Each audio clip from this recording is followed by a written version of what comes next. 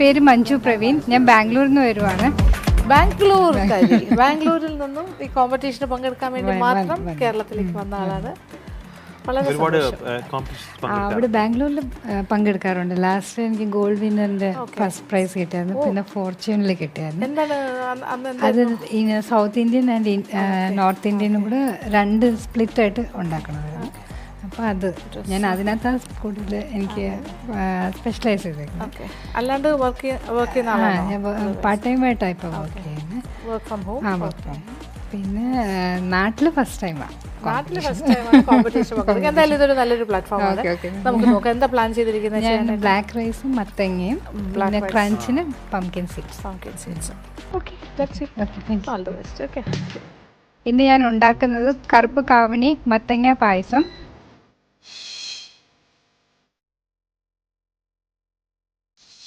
ഇതിന് വേണ്ട ingredients black rice, മത്തങ്ങ ഗ്രേറ്റഡും ഉണ്ട്, ശർക്കര, പിന്നെ ഡ്രൈ ഫ്രൂട്ട്സ് ആയിട്ട് പംകിൻ സീഡ്സും കാഷ്യൂസ് യൂസ് ചെയ്യുന്നുണ്ട്, നെയ്യും തേങ്ങാപ്പാലും ഏലക്കപ്പൊടിയും യൂസ് ചെയ്യുന്നുണ്ട്.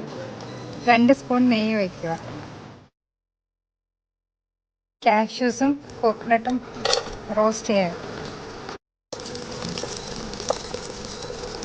ഇത് വറുത്ത് കഴിഞ്ഞ്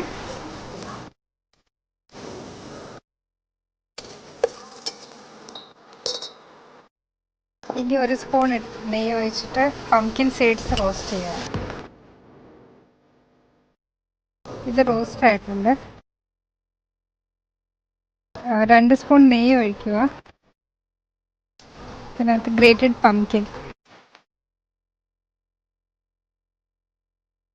ഇതിനകത്ത് റോസ്റ്റ് ചെയ്ത് വെച്ച പംകിൻ സീഡ്സ് ഇടുവാണ്.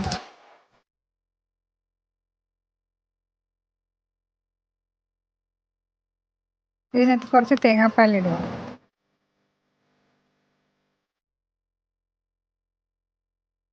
ഇതിനകത്ത് കുറച്ച് കണ്ടൻസ് മിൽക്ക് ഇടുക സ്വീറ്റ്നെസ് വേണ്ടി.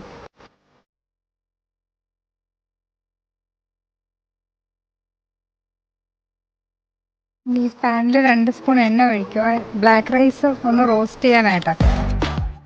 ഇത് കുക്ക്ഡ് റൈസ് ആയതുകൊണ്ട് ഇത് നൈറ്റിൽ ഓവർനൈറ്റ് സോക്ക് ചെയ്യണം. എന്നിട്ട് ഒരു 2-3 വിസിൽ നമ്മൾ പ്രഷർ കുക്ക് ചെയ്താൽ മതി. ഇത് കുക്ക്ഡ് ആയതുകൊണ്ട് ഒരു കുറച്ച് നേരം റോസ്റ്റ് ചെയ്താൽ മതി. ഇതിനകത്ത് നമുക്കിനി 1-ാം പാൽ ഒഴിക്കാം.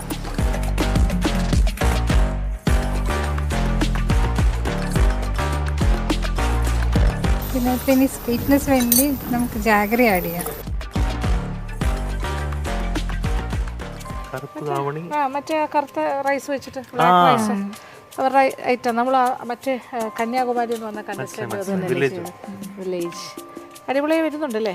കുഴപ്പമില്ല.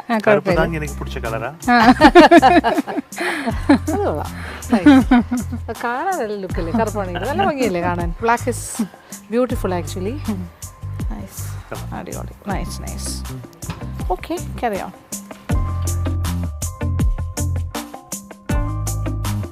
ഒരു പിഞ്ച് സോൾട്ടും ഇടണം അതിനകത്ത്.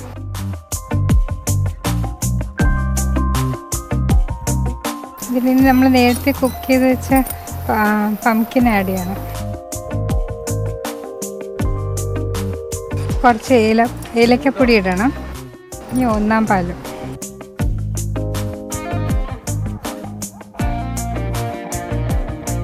നമുക്ക് കുറച്ച് ഫ്രൈഡ് നട്ട്സ് ആഡ് ചെയ്യാം.